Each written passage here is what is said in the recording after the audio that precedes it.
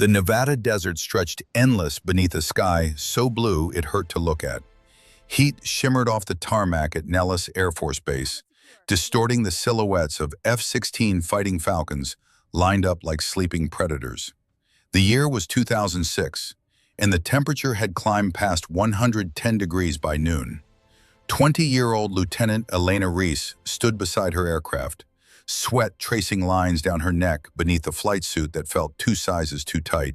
Her hands trembled as she checked her pre-flight for the 3rd time.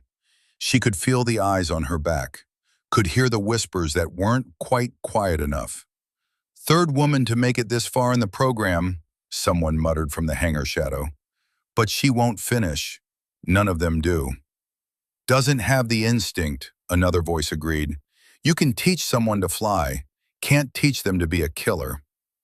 Elena's jaw tightened. She'd heard it all before. At the academy, in flight school, during basic fighter maneuvers. Always the same refrain, like a song she couldn't escape. Women didn't belong in fighters. Women couldn't handle the G-forces. Women couldn't make the split-second decisions that separated the living from the dead. She'd proved them wrong at every step. But this was fighter weapons school, the final exam, the place where legends were born or dreams died screaming. "Lieutenant Reese," the voice cut through the desert heat like a blade. Elena turned to find Colonel Franklin Blackwell standing 10 feet away, his flight suit crisp despite the temperature, his eyes hidden behind aviator sunglasses that reflected her own nervous face back at her. At 47, Blackwell was a living legend. 214 combat missions, Desert Storm, operations over Iraq, the kind of pilot other pilots talked about in hushed tones, the way civilians talked about gods. His call sign was Ironside, earned the hard way when he'd brought a crippled F-15 home through a sandstorm that had grounded every other aircraft in theater. "Sir," Elena snapped to attention, grateful that her voice didn't crack. Blackwell pulled off his sunglasses. His eyes were the color of slate, and they studied her with an intensity that made her want to look away. She didn't. "You're scared," he said. Not a question, a statement. Elena opened her mouth to deny it, then stopped. Lying to Ironside was like lying to gravity, pointless and dangerous. "Yes, sir." "Good." Blackwell stepped closer, his shadow falling across her. "In Desert Storm, I watched men die who weren't scared. Overconfident, thought they were invincible. You know what happened to them? They made mistakes, sir. They got cocky, forgot that every time you strap into that cockpit, you're making a deal with death. You're saying, 'Not today.' And death is patient. Death waits for you to forget to be scared." Elena felt something shift in her chest. Not comfort, exactly, but understanding. "Your classmates think you don't belong here," Blackwell continued. His voice was conversational now, almost gentle. "They think women don't have the edge, the killer instinct, the ability to make the hard calls when the missiles are flying and your wingman is dying." Each word landed like a punch. Elena's hands curled into fists at her sides. "You know what I think, Lieutenant?" "No, sir." Blackwell's expression didn't change, but something flickered in those slate eyes, something that might have been respect. "I think they're half right." The words hit her like a physical blow. Elena felt her throat tighten, felt the sting of tears she absolutely would not shed. Not here, not in front of him. "You don't have their edge," Blackwell said. "You don't have their bravado. You don't have their stupid, arrogant, suicidal confidence." He paused, let the words hang in the superheated air. "You have something better. You have fear. And fear, properly channeled, properly controlled, makes you careful, makes you precise, makes you the kind of pilot who brings everyone home." Elena stared at him, not quite believing what she was hearing. "So here's your final exam, Lieutenant. You're going to take that bird up. You're going to simulate complete hydraulic failure at 20,000 feet. No power steering, no hydraulic brakes, manual reversion only. You're going to bring her down dead stick, put her on that runway, like you're landing on your grandmother's good china. Sir, the training manual says it's nearly impossible. The training manual says only suicidal idiots attempt it. The training manual was written by people who never had to choose between impossible and dead. Blackwell stepped so close she could see the sun-weathered lines around his eyes, could smell the coffee on his breath. Which are you, Lieutenant Reese? The quiet professional who survives? Or just another washout who proved the doubters right? Elena met his gaze and held it. Something crystallized inside her, hard and unbreakable as diamond. The one who survives and saves others, sir. The ghost of a smile touched Blackwell's lips. Then prove it. 30 minutes later, Elena was at 20,000 feet, her F-16 cutting through the azure sky like a silver bullet. The desert floor sprawled beneath her, all ochre and rust in ancient stone. Her radio crackled. Reaper 2-1, this is Control. Begin emergency simulation on my mark. 3, 2, 1, mark. Elena's hand moved to the hydraulic system cutoff.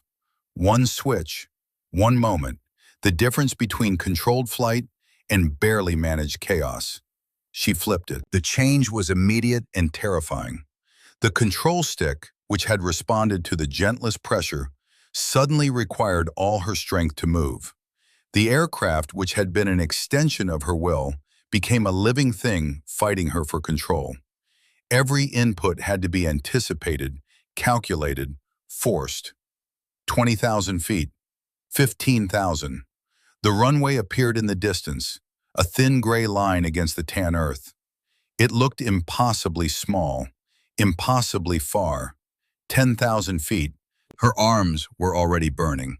The G-suit squeezed her legs and abdomen, helping blood stay in her brain, but it couldn't help her wrangle a multi-ton fighter jet with no hydraulic assist.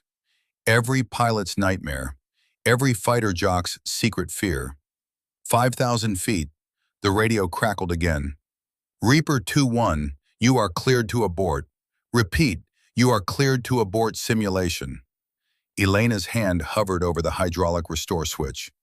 One flip, one moment, she could bring the power back, make the stick light again, land with the gentle precision of a training sortie. One flip, and everyone would know. The woman couldn't hack it. The woman had to quit. Her hand moved away from the switch. 3,000 feet. The runway rushed up to meet her. She could see the heat shimmer now, could see the emergency vehicles positioned along the taxiway, ready for her failure. 2,000 feet. Every muscle in her arm screamed. The stick felt like it weighed 100 pounds. Her vision tunneled, sweat stinging her eyes behind the helmet visor. 1,000 feet. Come on, she whispered to the aircraft, to herself, to gravity and physics and everyone who'd ever doubted. Come on!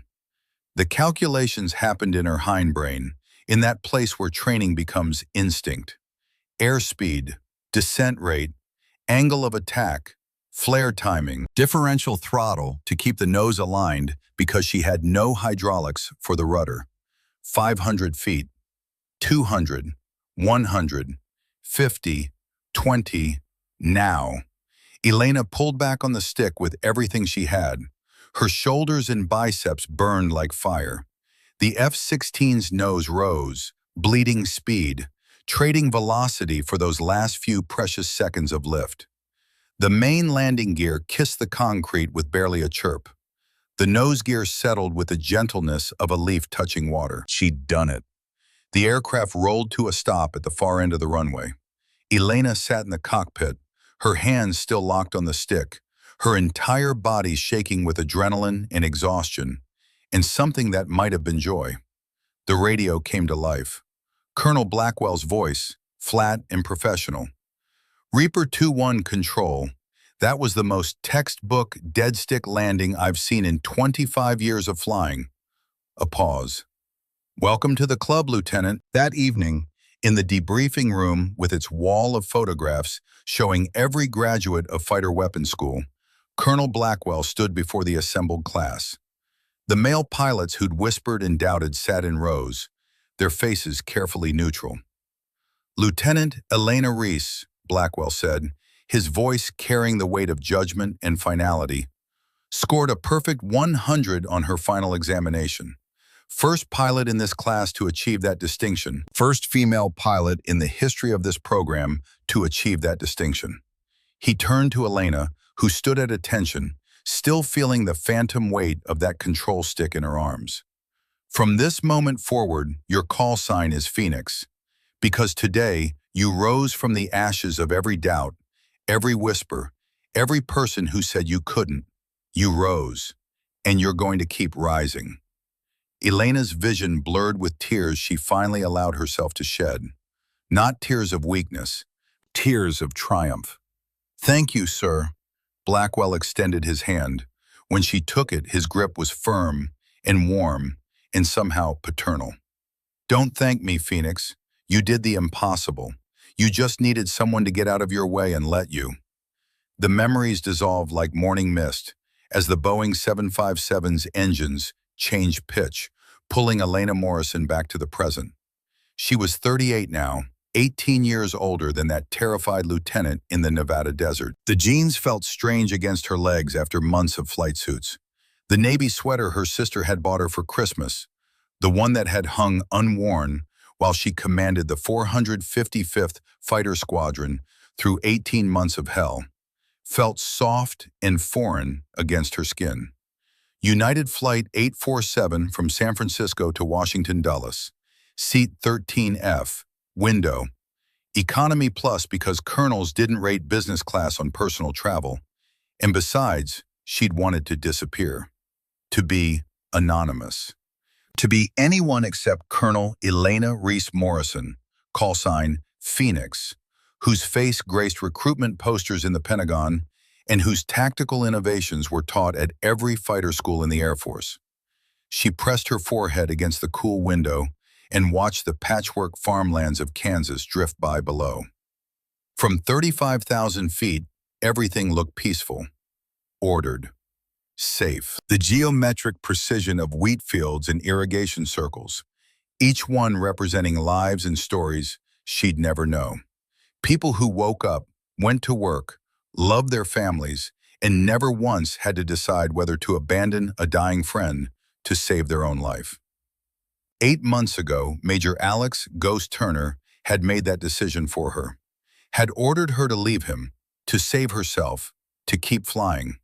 And Elena had obeyed that final order because that's what you did in combat. You followed orders even when they broke your heart, especially when they broke your heart.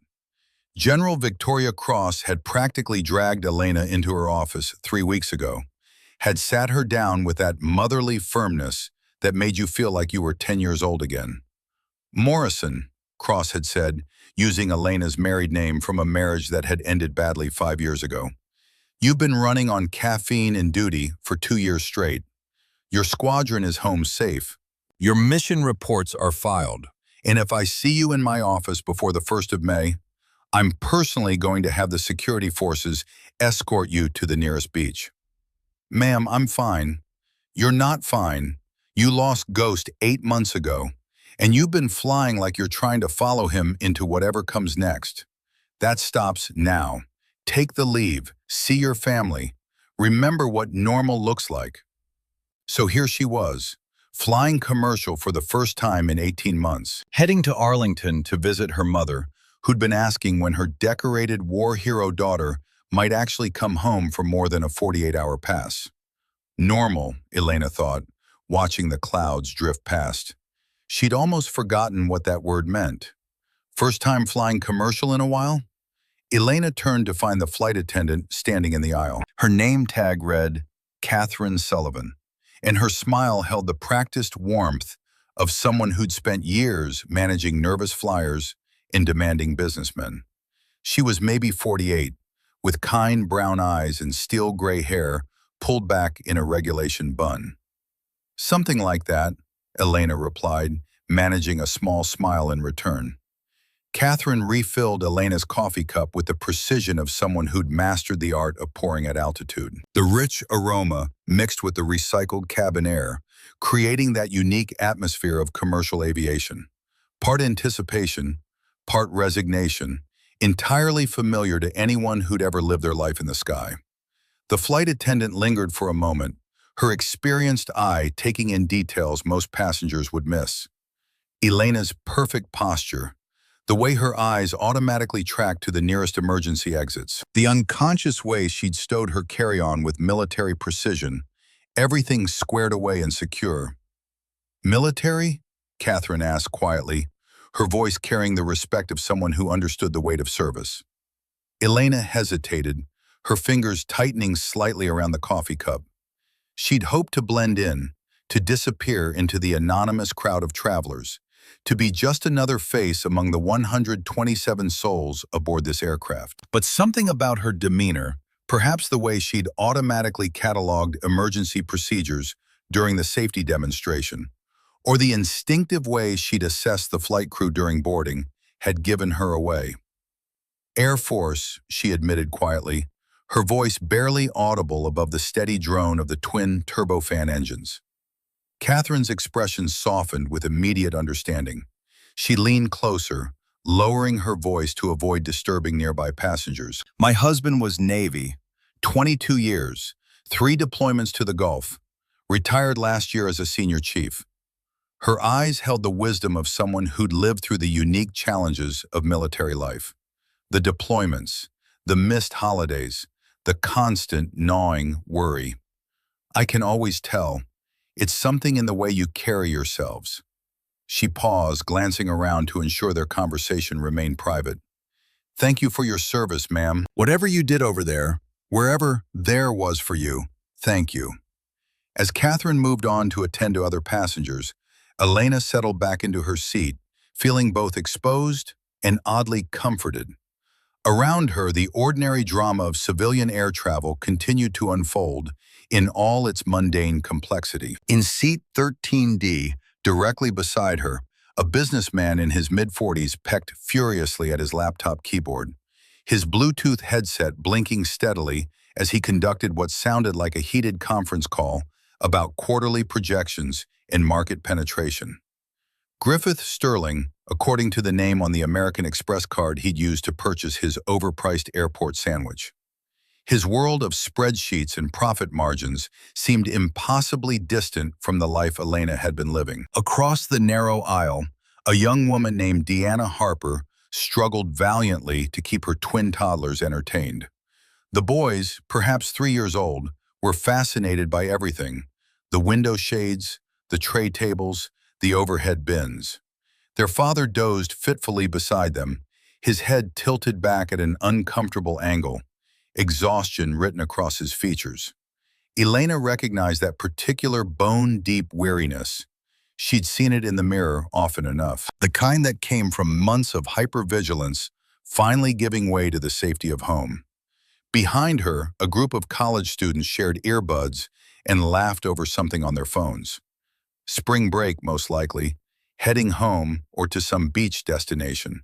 Their biggest worry was probably their next exam, or whether they'd remembered to set their streaming recordings. Their voices carried the easy confidence of youth, the assumption that the world was fundamentally safe and predictable. None of them knew that the quiet woman in the window seat had earned her call sign after coaxing a battle-damaged F-16 home through enemy fire over the Hindu Kush. None of them knew she'd been awarded the Distinguished Flying Cross for actions that had saved the lives of 200 Marines at a remote outpost, or that her tactical manual on close air support was required reading at every fighter school in the Air Force. To them, she was simply another passenger, maybe a teacher heading home for the weekend, or a businesswoman on her way to a conference, anonymous and unremarkable, exactly as she'd hoped to be. 3 rows ahead in first class, another passenger was having similar thoughts about anonymity, though his reasons were darker. General Franklin Blackwell, retired, sat in seat 3A with a leather overnight bag at his feet and a weight in his chest that had nothing to do with altitude or air pressure. At 68, he still carried himself with the bearing of a career military officer. Spine straight, shoulders squared, eyes that missed nothing even when they seemed to be staring at nothing at all. The bag at his feet contained his Class A dress blues, freshly pressed and waiting. In the outside pocket, carefully wrapped in tissue paper, sat a folded American flag, the kind they gave you at military funerals, the kind that was supposed to bring comfort but mostly just reminded you that someone you loved was gone and not coming back. Franklin was flying to Arlington National Cemetery to bury the last piece of his heart. Major Ethan Blackwell, age 26, killed in action, Iraq, 2008. 16 years ago now, but it might as well have been yesterday. 16 years, and Franklin still woke up some mornings expecting to hear his son's voice on the phone, still reached for the phone to call him with good news, still felt the phantom ache of a future that had died in the desert on the other side of the world. Ethan had been a fighter pilot, like his old man, had inherited Franklin's love of flying and his mother's fearless heart, had graduated top of his class from the academy, earned his wings, made his dad so damn proud that Franklin's chest had hurt with it. And then one day, on a routine combat air patrol over Fallujah, Ethan's F-16 had taken ground fire. Simple, bad luck. One bullet in a million, finding the one vulnerable point in all that armored steel and composites. Hydraulic failure, the same kind of catastrophic, cascading failure that Franklin had survived twice in his career. But Ethan hadn't been alone. His wingman, a kid named Lieutenant Nash, had taken fire too. Worse fire. Engine hit, losing altitude fast, trying to make it to friendly territory before he had to punch out. Ethan could have ejected, should have ejected. His bird was dying, and there was no shame in giving up a $30 million fighter to save your own life. That's what they trained you to do. Save yourself. Live to fight another day.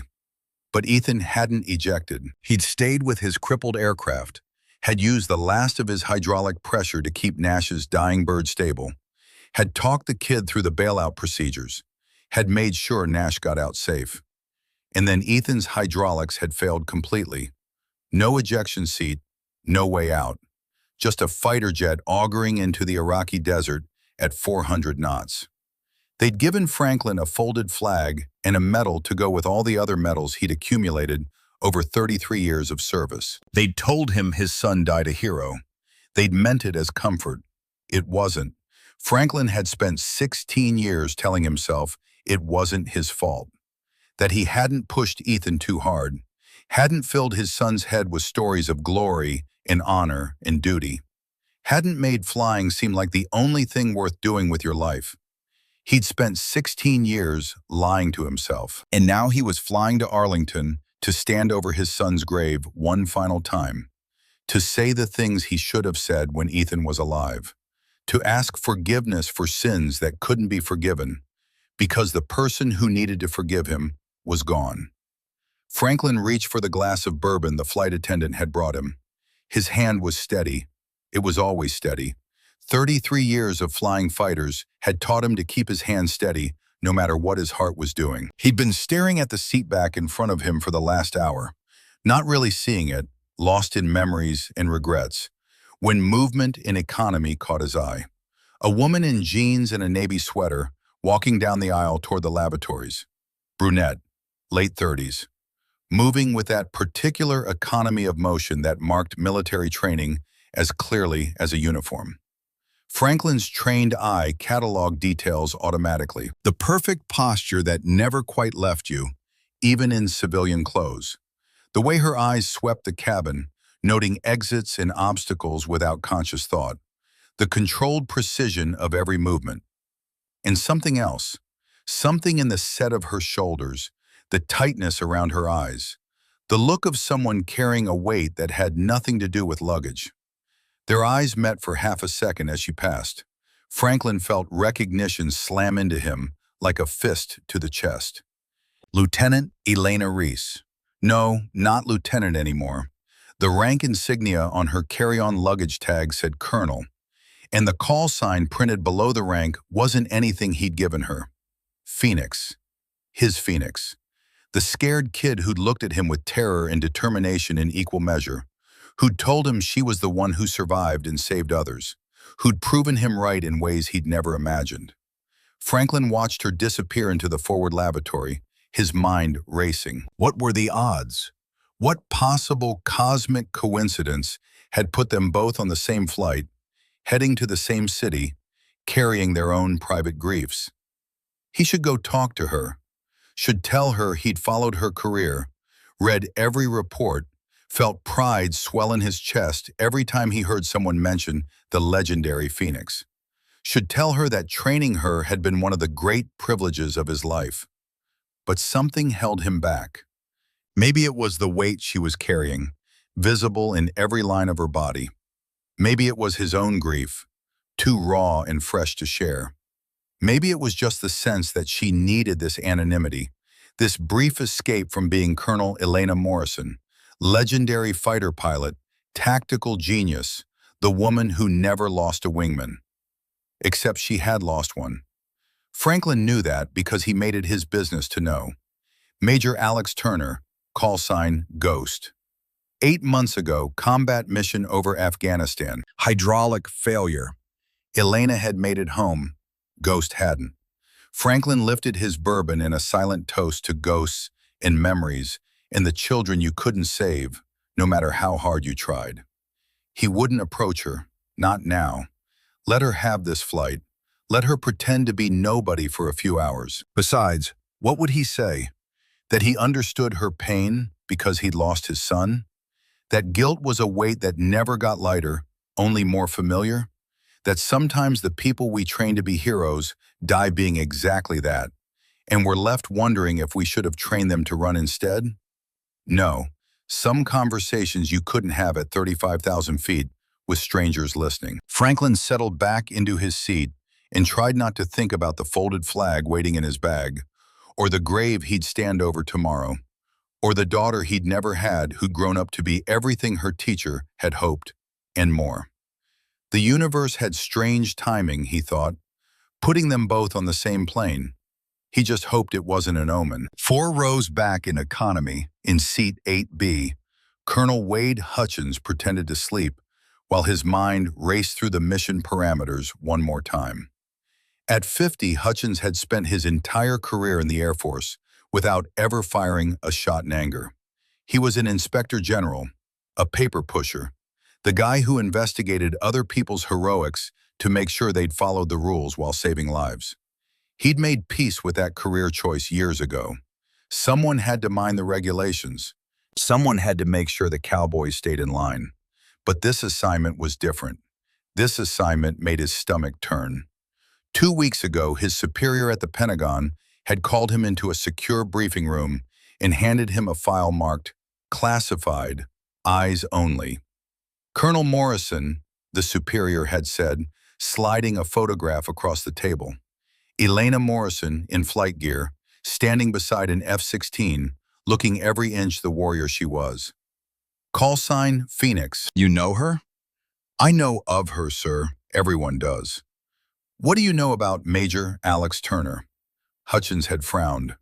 Ghost. Died 8 months ago. Afghanistan. Hydraulic failure during combat operations. Tragic but not uncommon. What if I told you it might not have been an accident? The words had hit Hutchins like a shockwave. Sir, we have intelligence suggesting that classified information regarding American military operations in Afghanistan may have been leaked to foreign actors. Intelligence that may have enabled targeted attacks on our aircraft. And you think Colonel Morrison? I don't think anything yet. That's why you're going to investigate. The superior had leaned forward. Morrison is flying commercial to D.C. in 2 weeks. You'll be on that flight. You'll approach her quietly, inform her that she's under investigation, and secure her cooperation. If she resists, or if you find evidence of wrongdoing, you have the authority to recommend immediate revocation of her security clearance. Hutchins had stared at the file, at the photograph of a decorated war hero, at the mission that felt wrong in his bones. Sir, with respect, Colonel Morrison is a legend. Her service record, her service record is exemplary, which is why, if she's been compromised, it's a disaster of unprecedented proportions. We need to know, Colonel, and we need to know quietly. So here Hutchins sat, 4 rows behind his target, with a briefcase full of classified documents and a mission that made him feel like a traitor to everything the uniform stood for. He'd studied Morrison's file for days, had watched video of her testimony before Congress about close air support tactics, had read after-action reports from commanders who'd served with her, had found nothing but glowing praise in documented heroism. And Ghost's death? The official report called it mechanical failure, catastrophic hydraulic malfunction, one of those terrible accidents that happened in combat zones where maintenance was challenging and operational tempo was brutal. But the intelligence report suggested otherwise. Suggested sabotage. Suggested someone had been feeding information to enemy forces, enabling them to target American aircraft at their most vulnerable moments. Hutchins didn't want to believe it. Didn't want to believe that the woman sitting 4 rows ahead, the legendary Phoenix, could be a traitor. But duty was duty, and doubt, once planted, grew like poison. He would wait until they landed in D.C., would approach her in the terminal, somewhere private but public enough to be safe, would inform her of the investigation and watch her reaction. If she was innocent, she'd cooperate. If she was guilty, she'd run.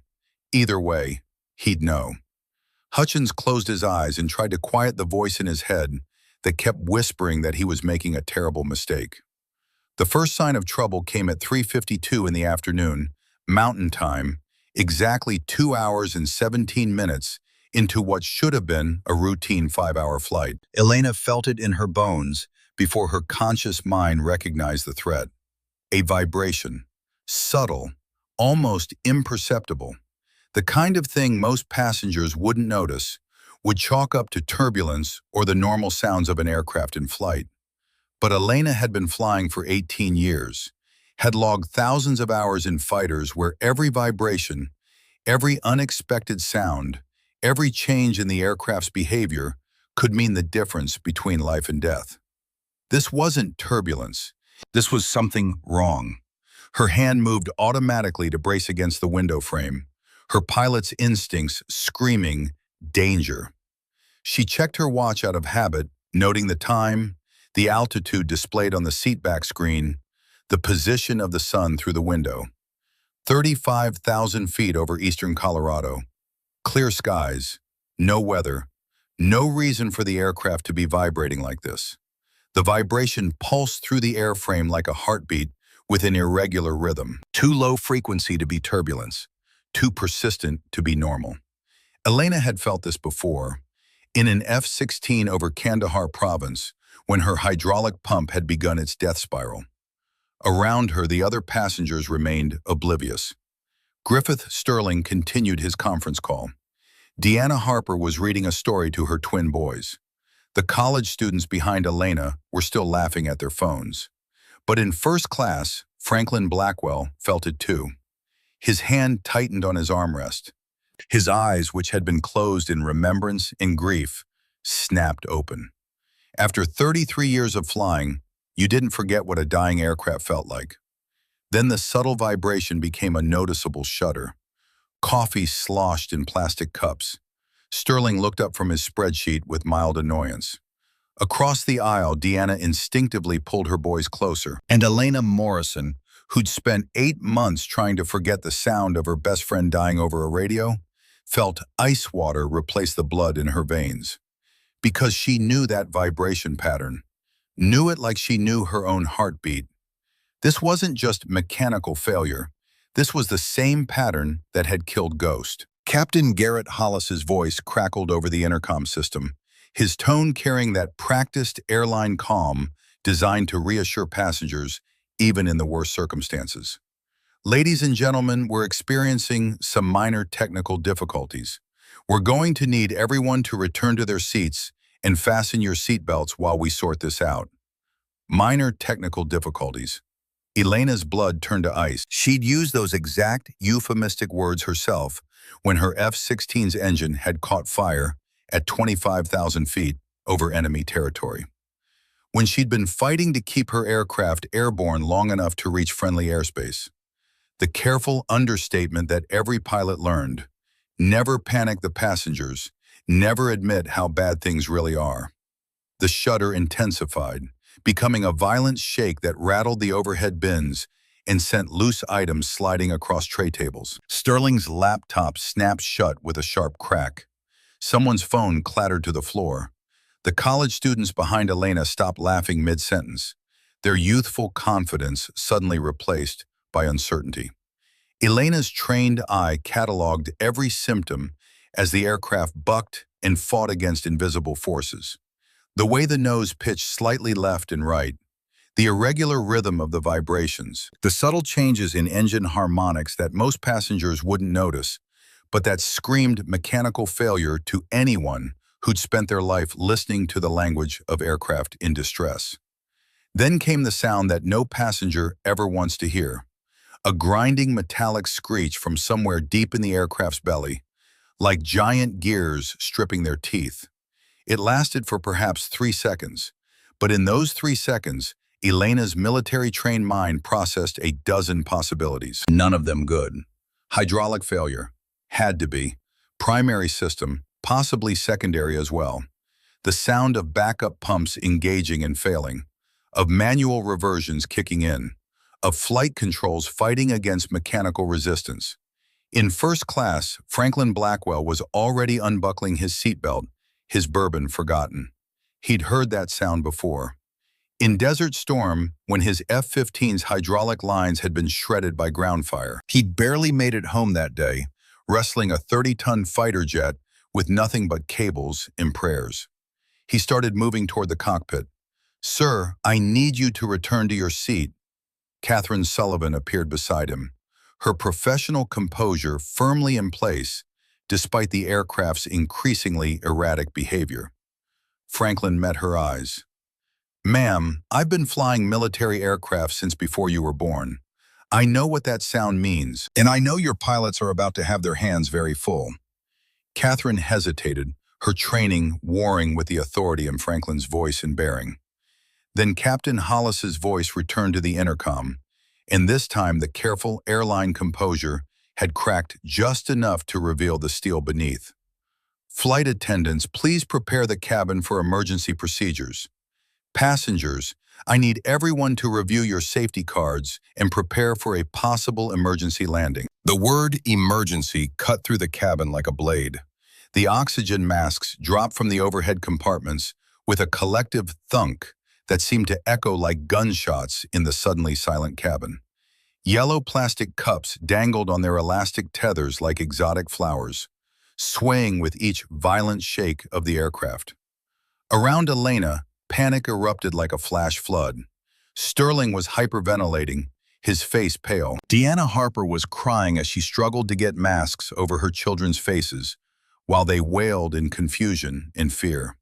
Someone in the back of the cabin was screaming, a high, keening sound that cut through the chaos like a siren. The college students weren't laughing anymore. One of them, a young woman with dark hair, was praying in rapid-fire whispers. Her friend gripped his armrest so tightly his knuckles had turned white. Throughout the cabin, 127 people were confronting their own mortality as the aircraft shuddered and bucked like a wild animal. But Elena Morrison's mind had shifted into a different mode entirely. The cold, analytical calm that had kept her alive through 100 combat missions over some of the most dangerous airspace on Earth. Her pilot's brain was already processing symptoms, calculating possibilities, running through emergency checklists that most people would never need to know. She recognized the signs with crystalline clarity: multiple hydraulic system failure, probably caused by a catastrophic rupture in the main distribution line. The flight controls were operating on manual reversion, which meant the pilots were fighting to control a 180,000-pound aircraft using nothing but raw muscle and whatever mechanical advantage the control cables could provide. The aircraft shuddered again, more violently this time, and Elena felt the deck angle increase as they entered what could only be described as an uncontrolled descent. Through her window, she could see the Colorado landscape rushing up to meet them, not in the gentle, controlled manner of a normal approach, but with the inexorable pull of gravity acting on a wounded bird.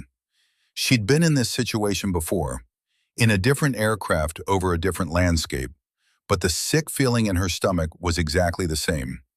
The knowledge that everyone aboard, including herself, might not make it home to their families tonight. The understanding that in situations like this, the difference between life and death often came down to split-second decisions and the skill of the people in the cockpit.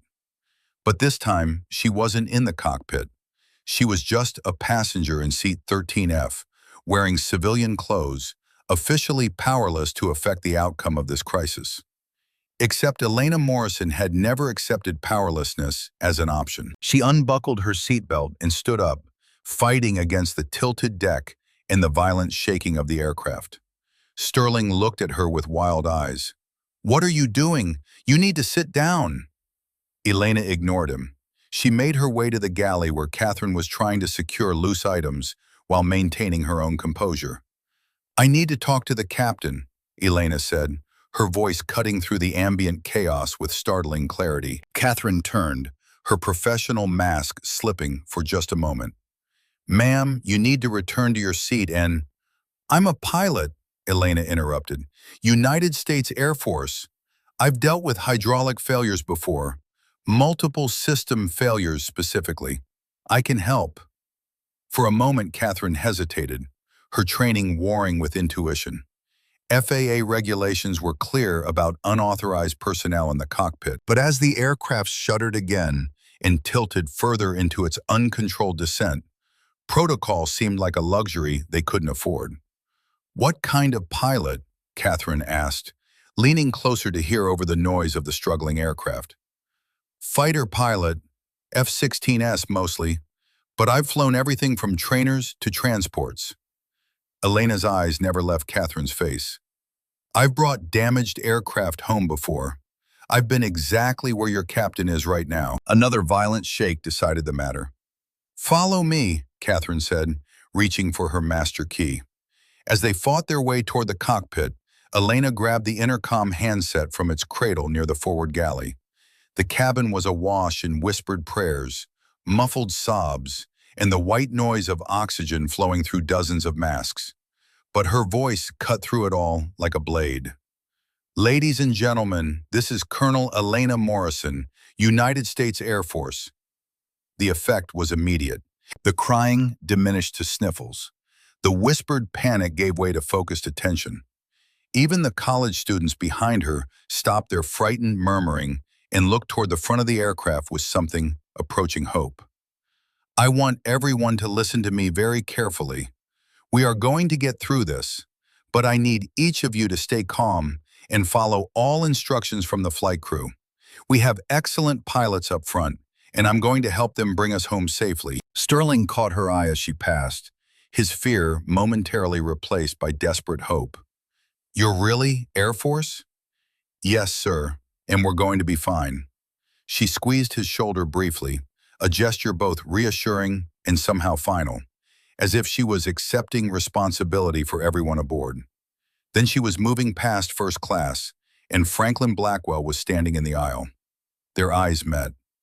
Recognition slammed into both of them like a physical force. "Lieutenant Reese," Franklin said, his voice carrying the weight of 18 years and 1,000 memories. "Been a long time." Elena felt the world tilt on an axis that had nothing to do with the aircraft's failing systems. "General Blackwell? Sir, what are you—" "Burial detail," Franklin said simply. His eyes held hers, and in them she saw grief and purpose in equal measure. "But that can wait. You going to the cockpit?" Elena nodded, suddenly unable to speak past the lump in her throat. Franklin looked at her for a long moment, taking in the civilian clothes, the shadows under her eyes, the way she held herself like someone carrying a weight that might crush her at any moment. He'd seen that look before. In mirrors, in the faces of warriors who'd lost people they couldn't save. Then let's go to work, Colonel. The honorific hit Elena like a gentle blow. Not lieutenant anymore. Not the scared kid in the Nevada desert. Colonel. Phoenix. The woman she'd become in the 18 years since Franklin Blackwell had handed her wings and a call sign and told her to rise. Sir, I can handle... Elena. His voice was gentle but firm. I taught you damaged aircraft recovery when you were 20 years old. You think I forgot how? Despite everything, despite the terror and the memories and the aircraft dying around them, Elena felt something like relief flood through her. She wasn't alone. No, sir, you never forget anything. Then let's teach these airline boys how legends fly. Catherine used her key on the cockpit door. Inside, Elena found herself facing a scene that was both alien and familiar. The cramped cockpit of a commercial airliner instead of the familiar confines of an F-16, but the same desperate struggle between pilot and machine that she'd experienced over the mountains of Afghanistan. Captain Garrett Hollis and First Officer Morgan Whitfield were fighting their aircraft with the grim determination of professionals who understood exactly how slim their margins had become. Sweat beaded on Hollis's forehead despite the cool air conditioning. Whitfield's knuckles were white on her control yoke. Both pilots wore the focused expression of people performing emergency procedures from memory, while death waited just outside the margins of their skill. Captain, Elena announced herself, her voice cutting through the controlled chaos of emergency checklists and radio calls. Colonel Elena Morrison, United States Air Force. I'd like to help if I can. Hollis's eyes flicked toward her, taking in her civilian clothes with obvious skepticism. The last thing he needed was some self-important passenger claiming expertise she didn't possess. Ma'am, I appreciate the offer, but this is a complex situation and you've lost primary hydraulic pressure, Elena said, her eyes scanning the instrument panel with the rapid efficiency of someone reading familiar language. Backup system is failing, or already failed. You're getting maybe 15 to 20% response from your flight controls. You're using differential thrust to maintain heading and fighting the yoke just to keep us airborne. Both pilots stared at her. Hollis's skeptical expression shifted toward surprise, then towards something approaching respect. That assessment had taken her exactly 12 seconds, and every word of it was accurate. Your angle of attack is increasing because you're losing elevator authority, Elena continued, moving to the jump seat behind them without waiting for permission. Franklin followed, his presence filling the small cockpit with quiet authority. You've got maybe 10 minutes before this becomes unrecoverable. How long to nearest suitable airport? Denver International, Whitfield replied automatically, her voice tight with stress. 18 minutes at current ground speed. Too far, Elena said grimly. We need alternatives. What about Buckley Space Force Base? They've got long runways and crash equipment. 8 minutes, Whitfield said, checking her navigation display. But it's a military field and... Not anymore it isn't, Franklin said, already reaching for the radio. This is an emergency, and they'll roll out every piece of equipment they have. As Elena spoke, she was already mentally cataloging the emergency procedures that had saved her life over Afghanistan. Techniques for flying damaged aircraft that weren't taught in civilian flight schools, but were standard curriculum in military survival training. Hollis turned in his seat, studying Elena's face with the desperate calculation of a man drowning and being offered a rope that might be made of sand. How do you know all this? He demanded, his voice tight with stress and skepticism. Because I've been exactly where you are, Elena replied, settling into the jump seat and reaching for a headset. Different aircraft, same problem. I brought an F-16 home through enemy fire with total hydraulic failure over the Hindu Kush. Your Boeing has redundancies. My Falcon didn't. But the physics are identical. She keyed the radio microphone, her voice shifting into the crisp, professional tone of military aviation. Denver Center, United 847. This is Colonel Elena Morrison, United States Air Force, call sign Phoenix. On board assisting the flight crew with emergency procedures. Request immediate vector to Buckley Space Force Base and full emergency services. The brief silence that followed her transmission told Elena everything she needed to know. In air traffic control centers and military installations across the region, duty officers were processing what they just heard. Phoenix, the call sign that had become legend in fighter pilot circles.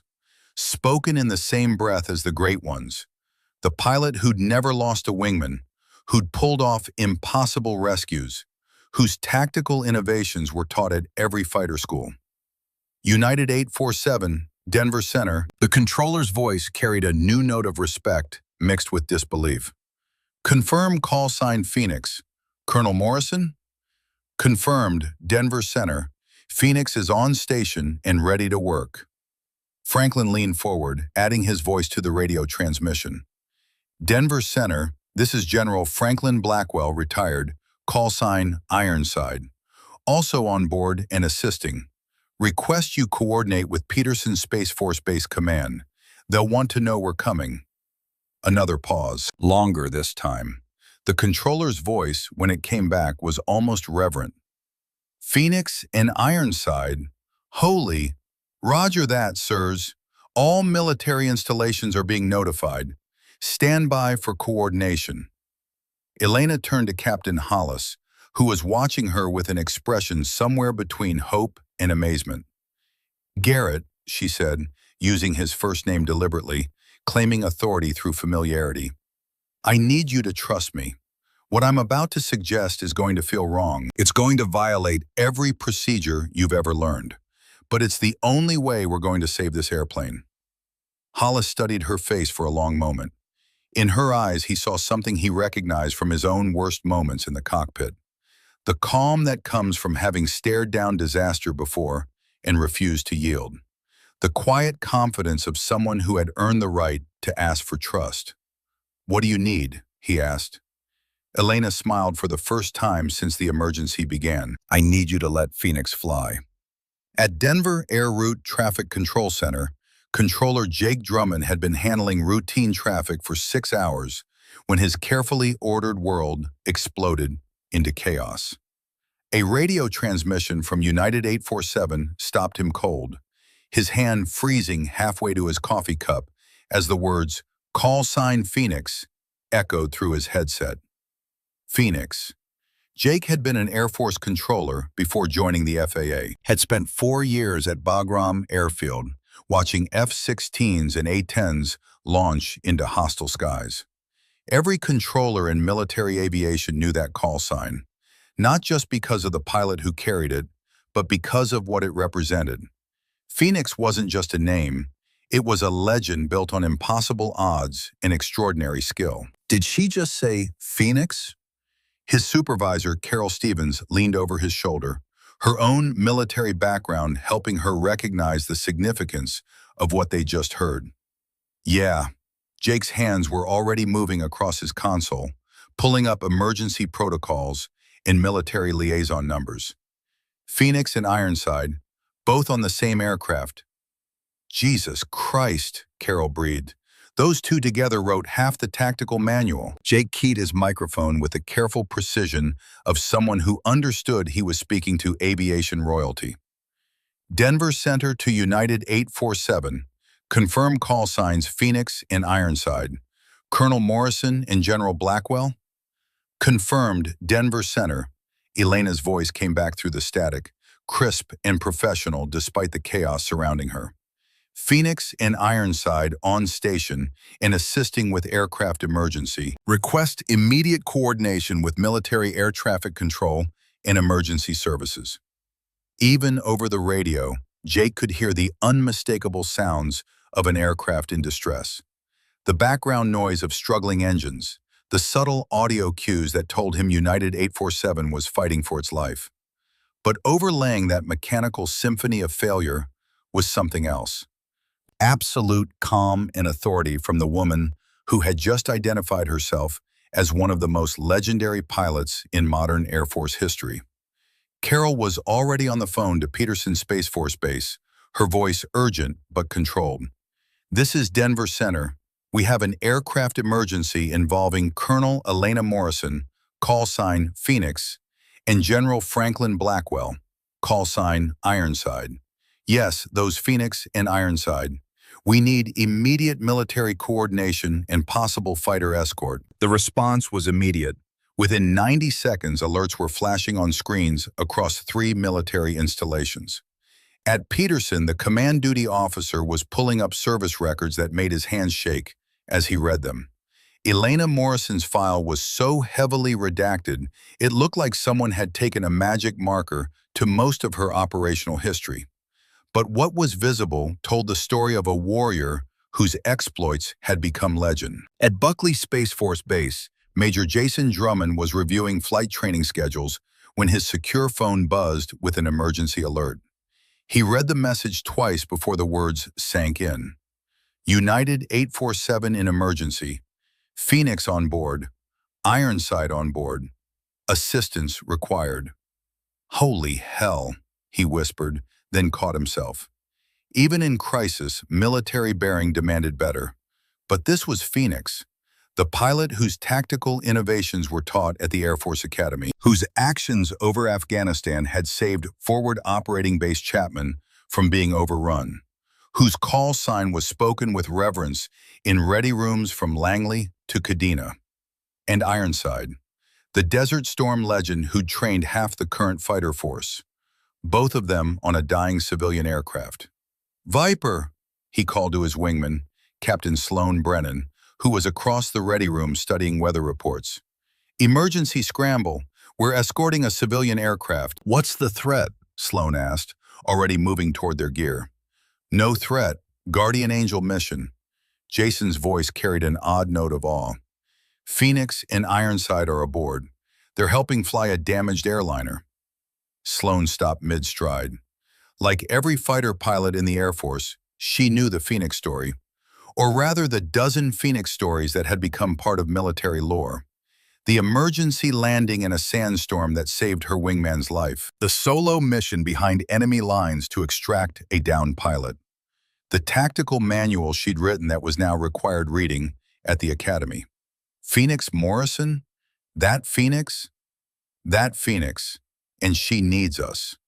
Within 4 minutes, 2 F-22 Raptors were rolling down the runway at Buckley, their afterburners painting the Colorado afternoon with controlled thunder. As they climbed toward their intercept point, Jason was already coordinating with air traffic control, his mind racing through the implications of what he just learned. At Nellis Air Force Base in Nevada, Master Sergeant Boone McKenzie was reviewing maintenance schedules when a junior airman burst into his office. "Sergeant, you need to hear this. Phoenix is on the emergency frequency. She's helping fly a damaged civilian aircraft." Boone had served under Elena during her squadron command, had watched her bring home pilots who should have died, had seen her make decisions under pressure that left seasoned warriors shaking their heads in admiration. He grabbed his radio and tuned to the emergency frequency, his weathered hands trembling slightly as he adjusted the volume. "Denver Center to United 847. The controller's voice crackled through the static.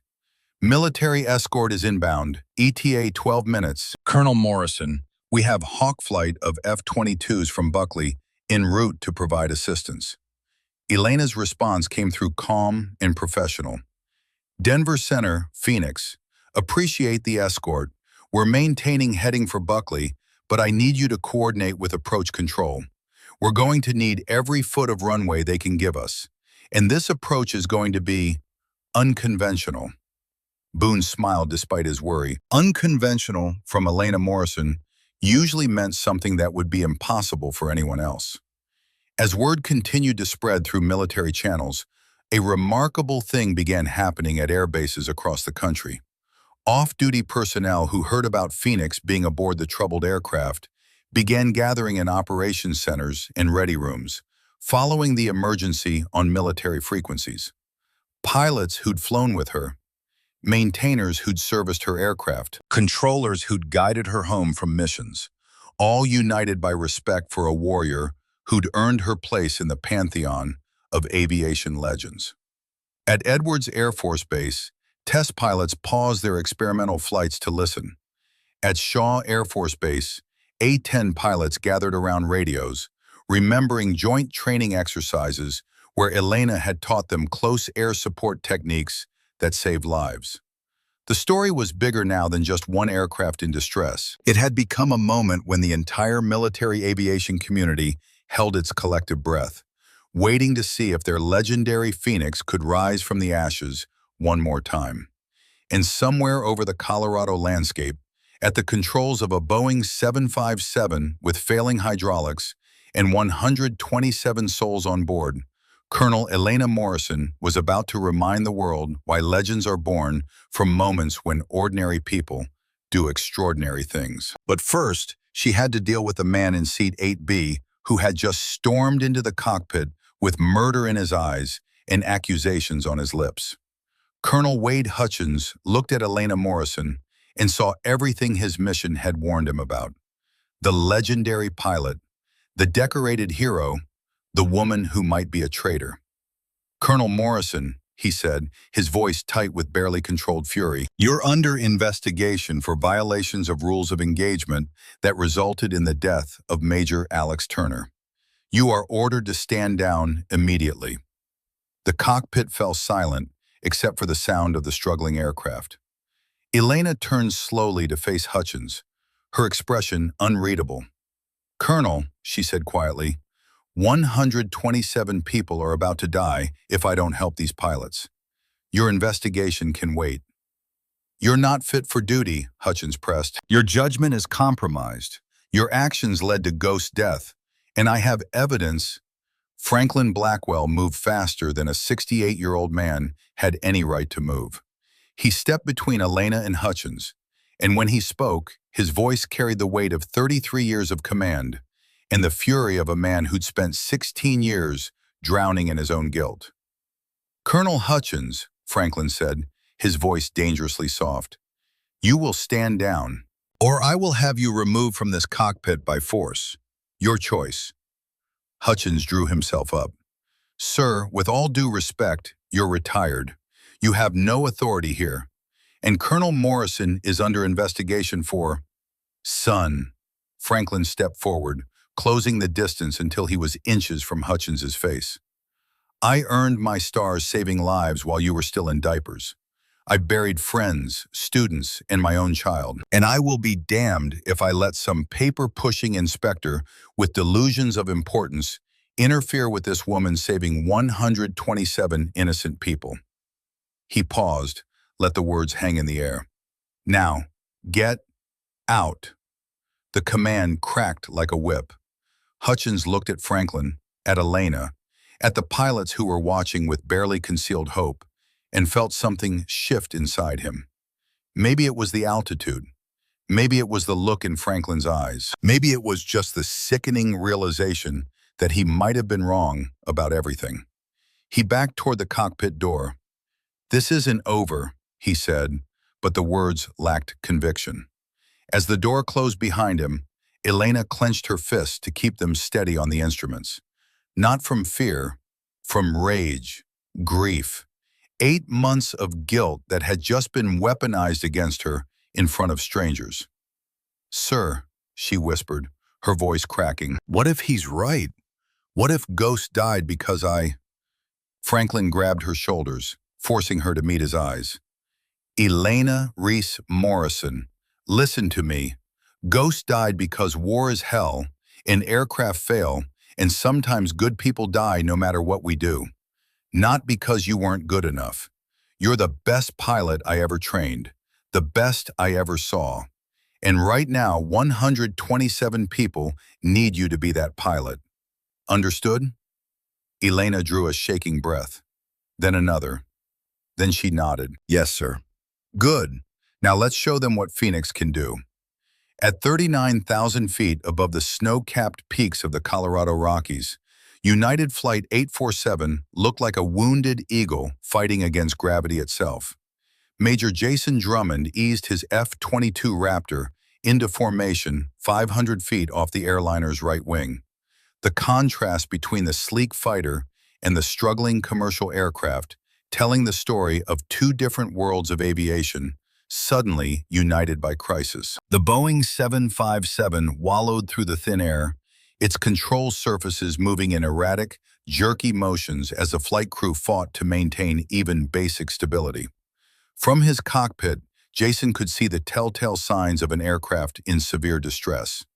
The slight nose-down attitude that indicated loss of elevator authority. The wings that rocked unpredictably despite the calm air. The engine exhaust temperatures that suggested the pilots were using differential thrust to maintain control. United 847, Hawk Flight has you in sight. Jason's voice carried the calm professionalism that had made him one of the Air Force's most respected pilots. Phoenix, Ironside, this is Major Drummond. How can we assist? Inside the commercial airliner's cockpit, Elena Morrison was deep in what fighter pilots called the zone. That state of hyper-aware calm where time seemed to slow down and complex problems became manageable puzzles. Her hands moved across the unfamiliar Boeing instruments with growing confidence. Years of emergency training, translating across aircraft types with the fluidity of someone who truly understood the science of flight. Hawk Flight, Phoenix. Good to hear friendly voices up here. Elena's transmission carried just a hint of her legendary dry humor, even in the midst of crisis. We're looking at Buckley for emergency landing, but first I need you to coordinate some magic with approach control. She paused to help Captain Hollis adjust their heading as the aircraft's compromised flight controls fought against even small course corrections. First Officer Whitfield was managing their emergency checklist with methodical precision, her calm professionalism providing the steady rhythm that kept the cockpit functioning despite the chaos.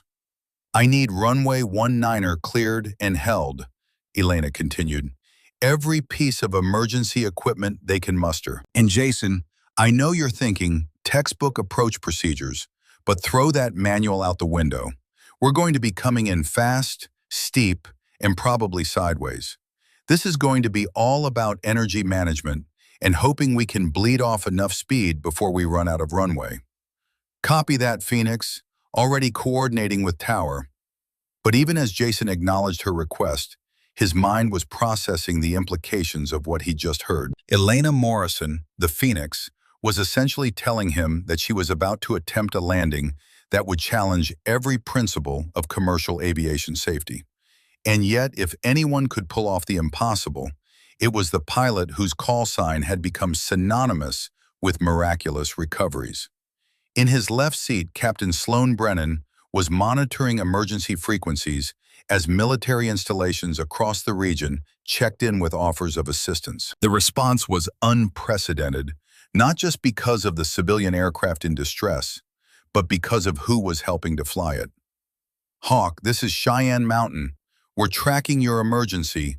Be advised, we have Phoenix's complete service record on screen. Her innovations in damaged aircraft recovery are impressive. Jason smiled grimly. Impressive was military understatement at its finest. Elena's techniques for flying compromised aircraft had been incorporated into Air Force training manuals after she'd successfully landed 3 different aircraft that should have killed her, including the legendary incident over Afghanistan when she'd brought home an F-16 with 70% of its control surfaces destroyed by enemy fire. Cheyenne Mountain, Hawk, Phoenix is Phoenix, she's got this. But the weight of expectation was building with each radio transmission. At Peterson Space Force Base, duty officers were briefing senior staff. At Nellis Air Force Base, Master Sergeant McKenzie was coordinating with a dozen other bases as reports came in from across the military aviation community. Peterson, this is Nellis Maintenance. Phoenix once dead-sticked a battle-damaged Falcon through a sandstorm to save her wingman. If anyone can bring home a busted Boeing, it's her. The response from Peterson carried the voice of someone who clearly knew Elena personally. Nellis, understood.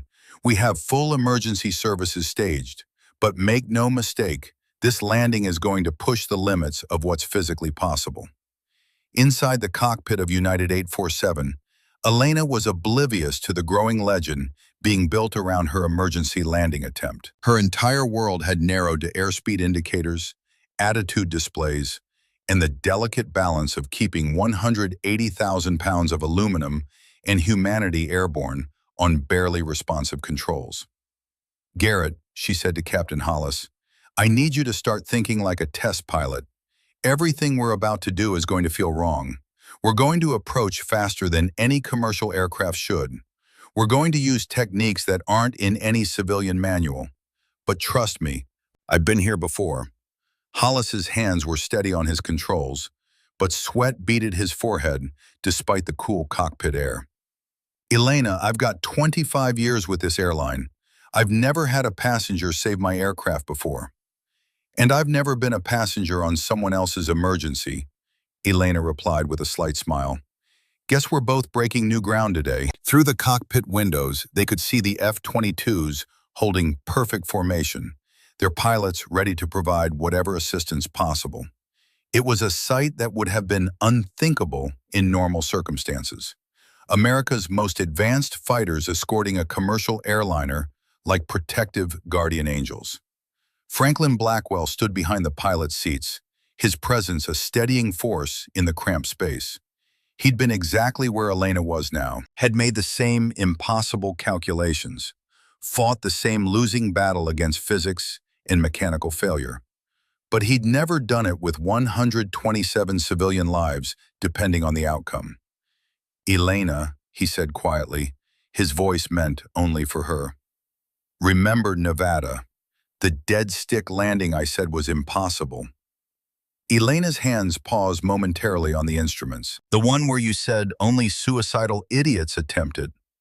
The one where you proved that genius and suicide look identical until you succeed."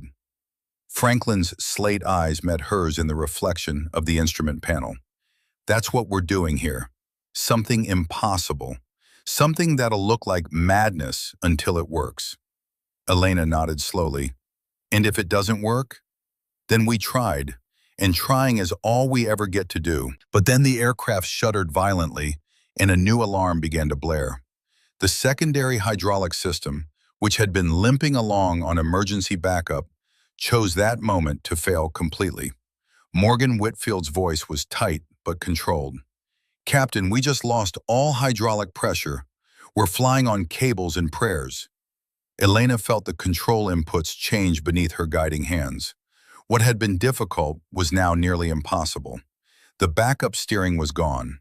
They had only differential thrust to control direction. Only gravity and whatever aerodynamic authority the control surfaces could provide through raw mechanical linkage. This was exactly how Ghost had died. For a moment, Elena was back over Afghanistan, Ghost's final transmission echoing in her memory, his voice calm and accepting, his order to leave him, to keep flying, to keep saving people. "Promise me, Elena." She'd made that promise, and she'd broken it every day since by drowning in guilt instead of honoring his sacrifice. Her vision tunneled. Her breath came in short gasps.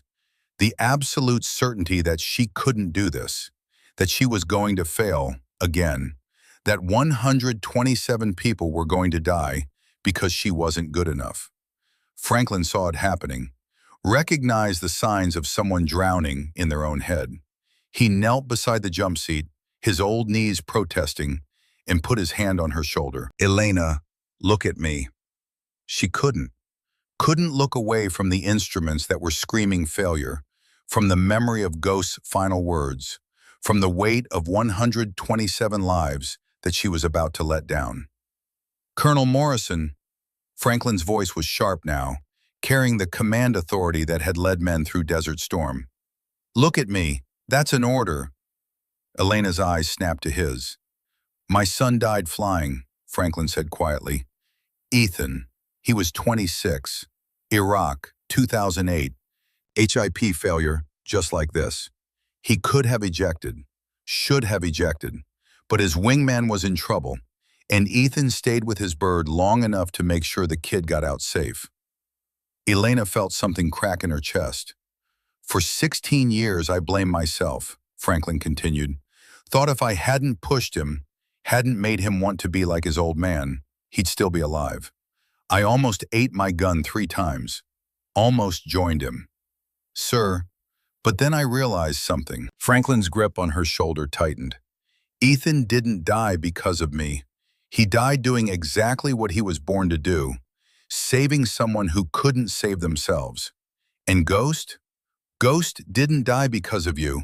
He died making sure you could keep being Phoenix, keep saving people. Elena felt tears streaming down her face, hot and shameful and utterly unstoppable. I couldn't save him, she whispered.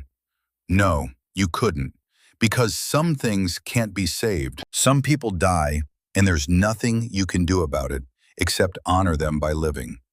Franklin's voice softened. So here's your choice, Colonel. Honor Ghost's death by quitting, by letting these 127 people die because you're too scared to try, or honor his life by being the Phoenix he knew you were. Elena drew a shaking breath, then another. In her mind, she heard Ghost's final words, the important ones. You're going to save so many people after this. Promise me. She'd made that promise. And Elena Morrison didn't break promises. I'm not quitting, she said, her voice steady now. Not ever. Franklin smiled. There's my Phoenix. Elena wiped her eyes, squared her shoulders, and turned back to the instruments with renewed focus. Garrett, Morgan, she said, her voice carrying the absolute authority of someone who'd made a decision and would see it through or die trying. Here's what we're going to do. At Denver International Airport, the scene along the perimeter fence resembled a military operation more than a civilian emergency response.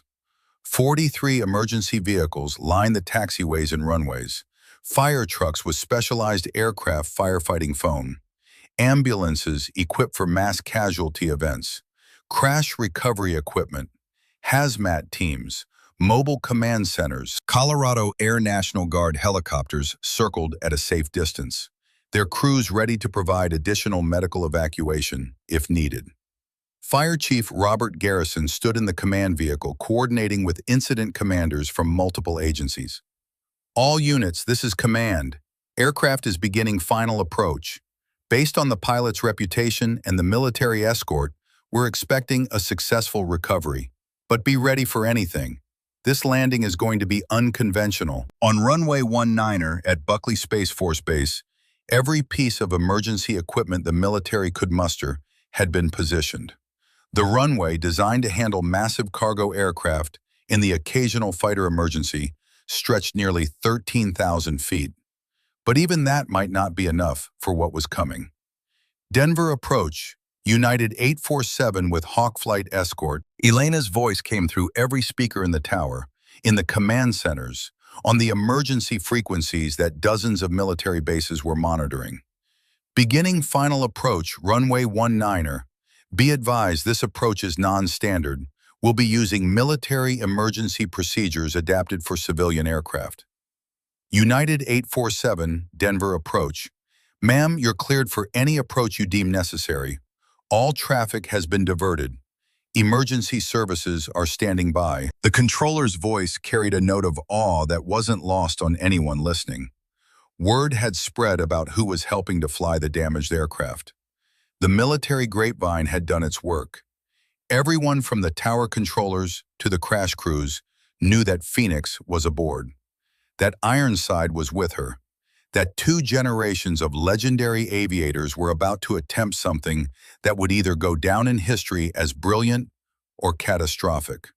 All stations, this is Phoenix. Elena's voice was calm, professional, carrying across frequencies to the hundreds of people now following their emergency. We're coming home. Stand by. At 1,000 feet above ground level, with Buckley's runway stretching before them like a lifeline, Elena walked Captain Hollis and First Officer Whitfield through the approach procedures she developed over 18 years of flying damaged aircraft. We're coming in at 180 knots instead of the normal 140, she explained, her hands guiding Hollis's inputs with the precision of a surgeon. The hydraulic failure means we can't use speed brakes effectively, so we need the extra airspeed for control authority. It's going to feel like we're screaming toward the ground. Trust the physics. Elena, in all my years flying, I've never had to do anything like this, Hollis said, his voice tight with tension, but steady with determination. And in all my years, I've never tried to save a Boeing with airline procedures, Elena replied. We're both breaking new ground, but we're breaking it together. 500 feet, the runway rushed up to meet them. Emergency vehicles raced along parallel taxiways, keeping pace with their approach. Morgan, call out airspeed every 10 knots, Elena said. We're riding the edge of a stall all the way down. 185 knots, Whitfield called out. 400 feet. Through the windscreen, Elena could see the emergency responders, could see the military personnel gathered to watch, could see the F-22s holding formation off their wings like honor guard. 300 feet. 182. Good. Garrett, start your flare at 50 feet.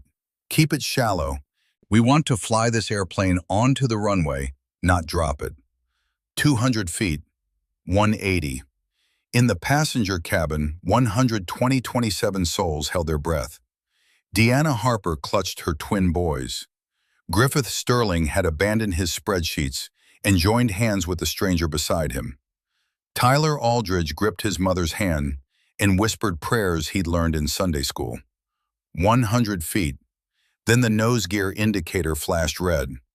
Unsafe indication, Whitfield called out. Nose gear isn't locked. Elena's mind raced through the calculations in milliseconds. The hydraulic failure had affected the landing gear deployment. The nose gear had come down, but hadn't locked into position. If it collapsed on landing, the aircraft would cartwheel. 180,000 pounds tumbling across the runway at highway speeds. Everyone would die.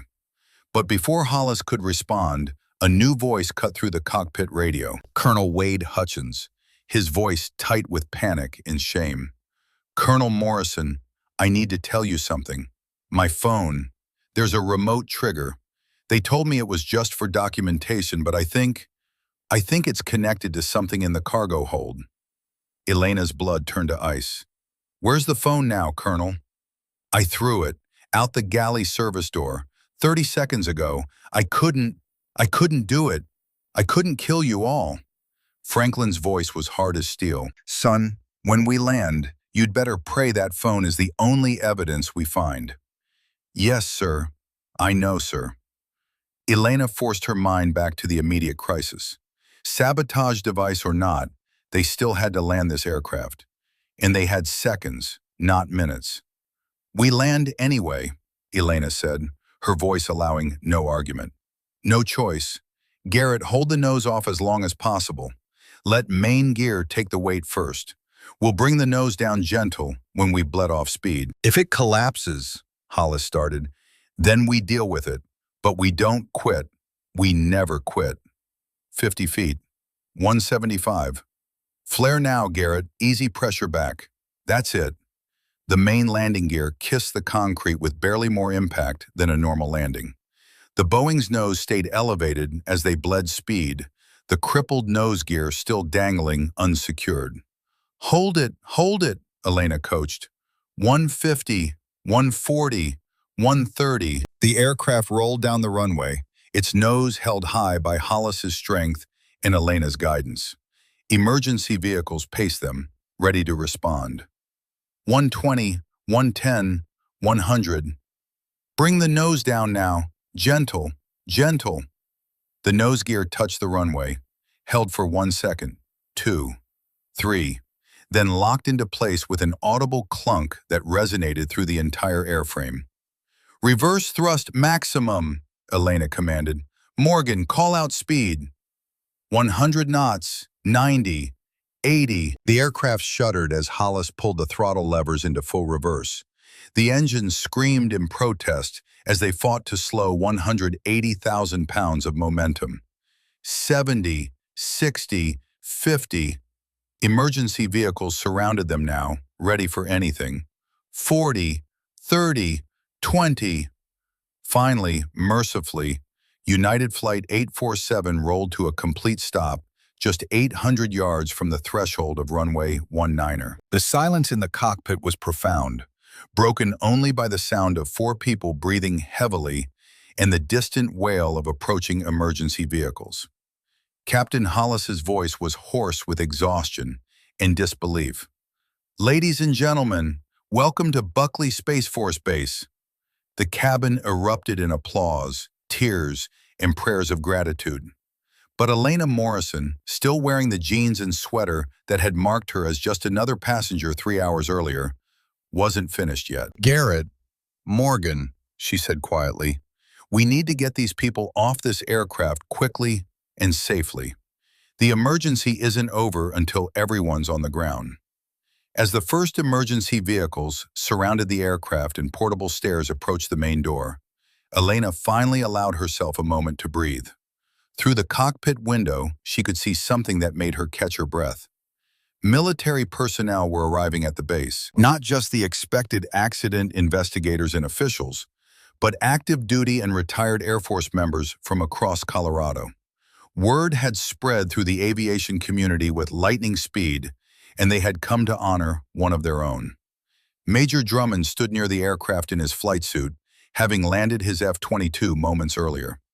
Behind him, a growing crowd of military personnel waited in respectful formation. Franklin stood and placed his hand on Elena's shoulder. "Time to face your public, Colonel." Elena shook her head. "I don't want recognition. I just want to go home." "Too late for that. You're Phoenix. These people need to see you, need to know that heroes are real." The first passenger to emerge from United Flight 847 was 8-year-old Tyler Aldridge, his small hand gripping his mother Linda's tightly as they descended the portable stairs onto the tarmac. The late afternoon sun cast long shadows across the concrete, and the boy's eyes went wide as he took in the unprecedented scene surrounding their aircraft. Dozens of emergency vehicles, military personnel in dress uniforms, news cameras capturing every moment. "Mom, look," Tyler whispered, pointing toward the formation of Air Force personnel standing at rigid attention near the aircraft. "They're all saluting." Linda followed her son's gaze and felt tears spring to her eyes. She'd heard the announcements, had listened to the other passengers talking about the Air Force colonel who had helped save their lives. But seeing the military's response made the reality hit home with stunning force. Her family had been saved by a genuine American hero. Behind them, the stream of passengers continued. Deanna Harper emerged with her twin boys, pausing at the bottom of the stairs to look back at the aircraft that had brought them safely home. Griffith Sterling, the businessman who had abandoned his quarterly projections in favor of prayer, stepped onto the tarmac with tears streaming down his face. Inside the cockpit, Elena was completing the final shutdown procedures with Hollis and Whitfield. Her hands moved across the Boeing's controls one last time, securing systems and ensuring the aircraft was safe for the investigation teams that would soon swarm over every component. "Elena," Captain Hollis said quietly, his voice still hoarse from stress, "I've been flying commercial aircraft for 25 years. I've never experienced anything like what you just did. You didn't just help us land this airplane, you saved 127 lives." Elena looked up from the checklist. "Garrett, you and Morgan did the flying. I just provided some technical consultation.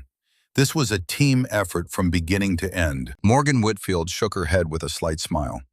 "Ma'am, with all due respect, that was the most extraordinary display of airmanship I've ever witnessed. You took a situation that should have been catastrophic and made it look almost routine." Before Elena could respond, Catherine Sullivan appeared at the cockpit door. The flight attendant's professional composure had finally cracked, and tears were visible in her eyes. "Colonel Morrison, there are some people outside who would like to see you." Elena followed Catherine through the aircraft's main door and stepped into a scene that took her breath away. On the tarmac below, she found herself facing a formation of military personnel that seemed to have materialized from every corner of Colorado's aviation community. Active duty officers, retired veterans, Air National Guard members, even military spouses and children, all standing in respectful formation. At the front of the group stood Major Drummond, still wearing his flight suit from the F-22 escort mission. His wingman, Captain Brennan, stood beside him. Behind them, Elena recognized faces from across her career. Former squadron mates, pilots she had trained, ground crew members who had serviced her aircraft during countless deployments. And there, standing slightly apart from the formation, was Master Sergeant Boone Mackenzie. 52 years old now, weathered by 2 decades of maintaining fighters in combat zones. He'd served under Elena in Afghanistan, had been there the night Ghost died, had watched her carry that guilt for 8 months. Their eyes met and Boone nodded slowly, a gesture of respect, of understanding, of forgiveness for sins that had never needed forgiving. "Colonel Morrison," Major Drummond called out, his voice carrying across the tarmac with military precision. "On behalf of the United States Air Force and the aviation community, we request permission to render honors." Elena felt a moment of overwhelming emotion crash over her like a wave. These weren't just military personnel paying respects to a superior officer.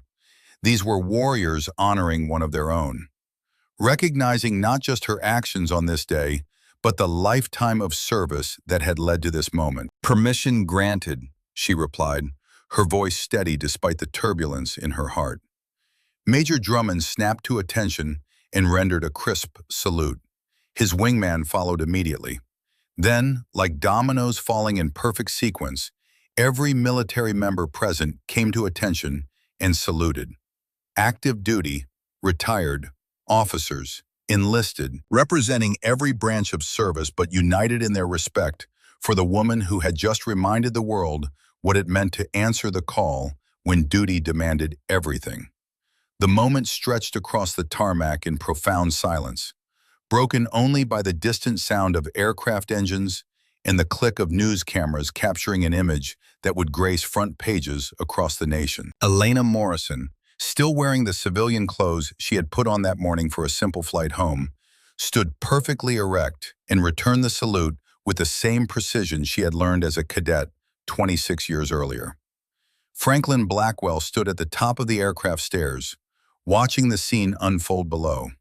His eyes were wet with tears he no longer tried to hide. This, he thought, this was why Ethan had wanted to fly. Why every young man and woman who put on the uniform did so. Not for glory, not for recognition, but for this moment when the impossible became possible, because someone refused to accept failure as an option. As the salute concluded, individual members of the formation began to step forward. Boone Mackenzie was first. "Colonel, it's an honor to serve with you again, ma'am. You haven't changed, still making the impossible look easy." Behind him came others, each carrying their own piece of the Phoenix legend. A young captain whom Elena had trained as a lieutenant. A crew chief who had serviced her aircraft during 3 deployment rotations. A controller who had guided her home through a sandstorm when visibility was 0 and fuel was critical. But the most meaningful moment came when Tyler Aldridge broke away from his mother and approached Elena with the fearless curiosity of childhood. "Ma'am, are you really a fighter pilot?" Elena knelt down to meet his eyes, her expression softening into the warmth that her squadron members had always seen, but the public rarely witnessed. "I am, Tyler, and today I got to help Captain Hollis and First Officer Whitfield fly your airplane home safely. My dad says fighter pilots are the bravest people in the world," Tyler continued with 8-year-old logic. "Are you brave?" Elena considered the question seriously, the way she would any technical inquiry about aviation or tactics. "I think brave people are just regular people who do what needs to be done when others are counting on them. Today, everyone on that airplane was brave. Your mom, the other passengers, the flight crew, we all worked together. Will you sign my boarding pass?" "I'd be honored." Elena took out her pen and wrote carefully on the crumpled piece of paper Tyler produced from his pocket. To Tyler, remember that heroes are ordinary people who choose to do extraordinary things. Aim high. Colonel Elena Phoenix Morrison, USAF. As she handed the boarding pass back, Elena noticed that other passengers were approaching. Deanna Harper wanted to introduce her children. Griffith Sterling simply wanted to shake her hand and thank her for giving him another chance at life. What struck Elena most profoundly was not the recognition from her military colleagues, though that meant more to her than she could express, but the impact on the civilian passengers who had shared her unexpected journey. Franklin appeared at her side as the crowd began to disperse. "You did good, Colonel." Elena turned to face her old instructor, her mentor, the man who had taught her to rise from ashes 18 years ago. "Sir, I couldn't have done it without you. When I froze, when the PTSD hit, you brought me back." Franklin shook his head gently. "No, Elena, you brought yourself back. I just reminded you of who you've always been." He reached into his jacket pocket and pulled out something wrapped in tissue paper. When he unfolded it, Elena saw a pair of pilot wings, old ones, worn smooth by years of wear, the kind issued to Air Force pilots in the 1990s. "These belong to my son," Franklin said quietly. "Ethan wore them in Iraq, the day he died saving his wingman." Elena's throat tightened. "Sir, I can't." "Yes, you can, and you will." Franklin pressed the wings into her palm. "Ethan would want you to have them. You're the daughter I never got to watch grow up, the pilot he wanted to be, the hero he died being." He closed her fingers around the wings. "Pass them to someone who needs to rise from their ashes someday. Keep the legacy alive." Elena couldn't speak, could only nod as tears streamed down her face. Frank pulled her into an embrace, and for a moment they stood there, teacher and student, father and daughter, two warriors who had stared into the abyss and refused to fall. "Thank you, sir," Elena whispered, "for everything, for believing in me when I didn't believe in myself." "That's what mentors do," Franklin replied. "We hold the light when yours goes out, and someday you'll do the same for someone else." As they separated, Elena saw Colonel Wade Hutchins being led away by security forces in handcuffs. He caught her eye as he passed, and she saw something in his expression that looked like shame and relief in equal measure. She thought about saying something, about forgiving him or condemning him or asking why. But instead she just nodded, a gesture that acknowledged his humanity, his failure, his choice, in the end, to do the right thing. Hutchins nodded back, and something passed between them, an understanding that everyone carries burdens, everyone makes mistakes, and sometimes redemption looks like choosing not to make things worse. 6 months later, Elena would testify at his court-martial, would tell the panel that Colonel Hutchins had been manipulated by foreign intelligence, that he'd made the right choice when it mattered most, that his confession had saved 127 lives. The panel would reduce his sentence from 20 years to 5, dishonorable discharge to other than honorable. A small mercy for a man who'd chosen redemption at the last possible second. Elena never spoke to him again, but she thought about him sometimes, about how close he'd come to being a mass murderer, about how one choice, one moment of clarity had saved his soul, if not his career. Some people rose from ashes, others simply stopped adding fuel to the fire. Both were forms of survival. 3 years later, on a bright Nevada morning that felt almost identical to that day in 2006, Brigadier General Elena Morrison stood at the edge of the tarmac at Nellis Air Force Base, watching a young lieutenant struggle with her final evaluation.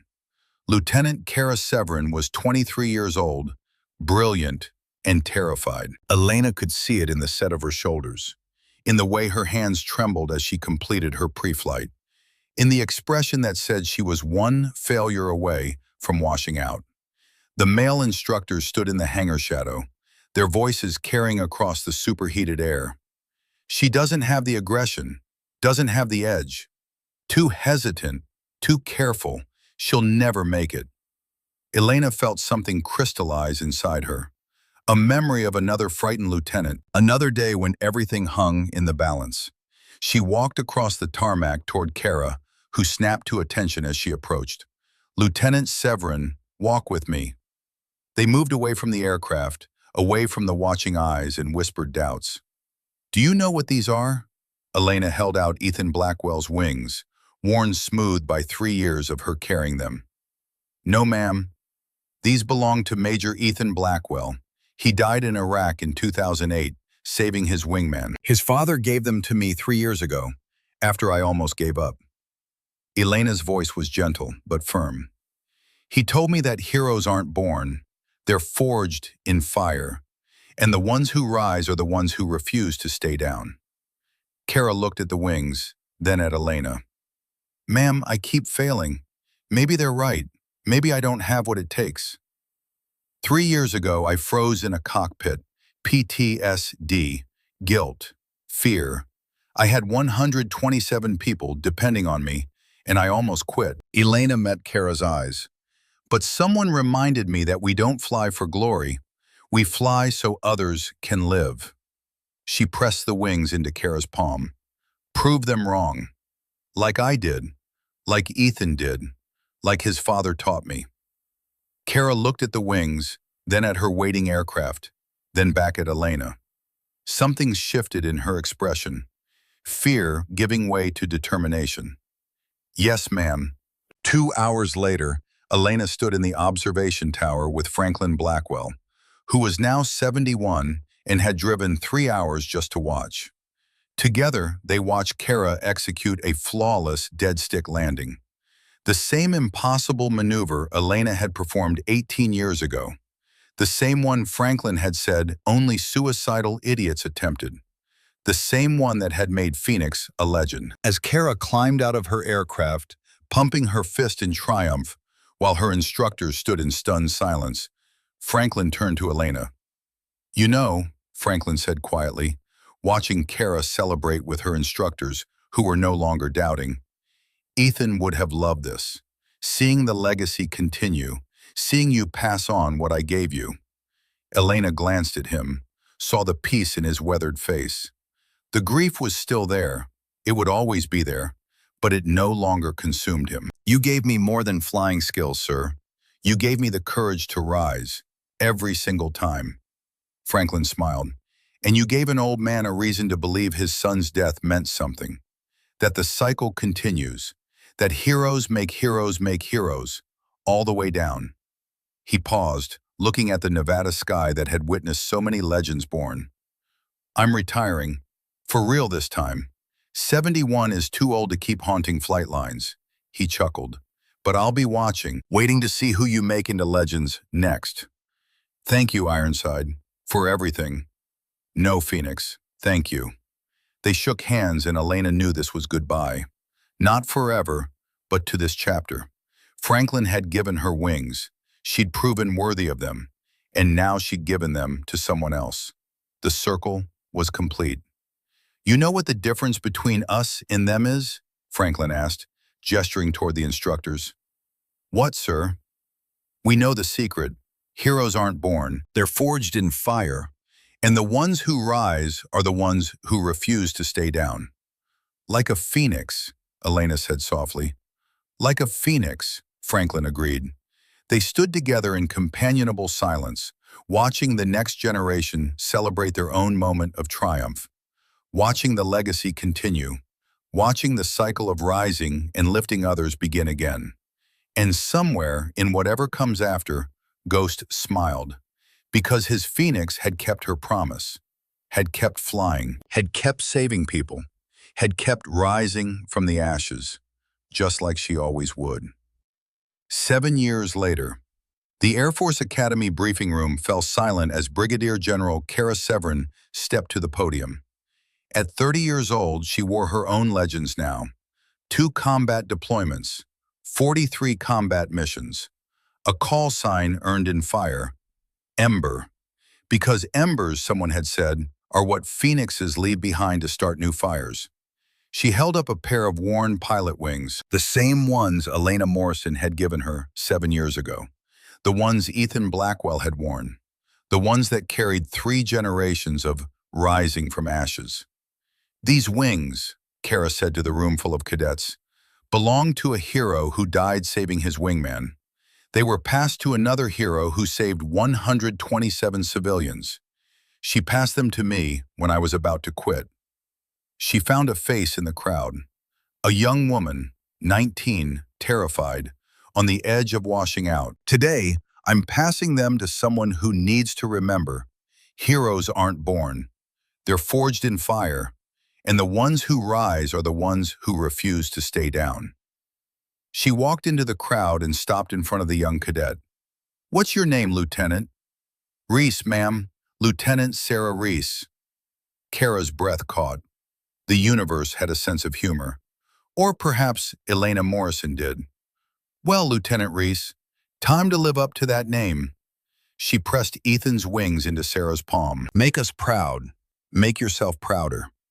As Kara walked back to the podium, she thought about Franklin Blackwell, dead now for 4 years, buried at Arlington with his son. About Ghost, whose sacrifice had haunted Elena until she'd learned to honor it instead. About Elena Morrison herself, now a major general, who'd sent Kara a simple message this morning. Phoenix makes ember, makes spark. The fire never dies, it just changes form. Kara smiled and began her briefing on advanced combat tactics. Behind her, Lieutenant Sarah Reese clutched a pair of wings that had traveled through 30 years, 3 wars, and 4 generations of warriors who refused to stay down. The legacy continued. The fire never died. Some called it Phoenix Protocol. Others called it what it really was: hope.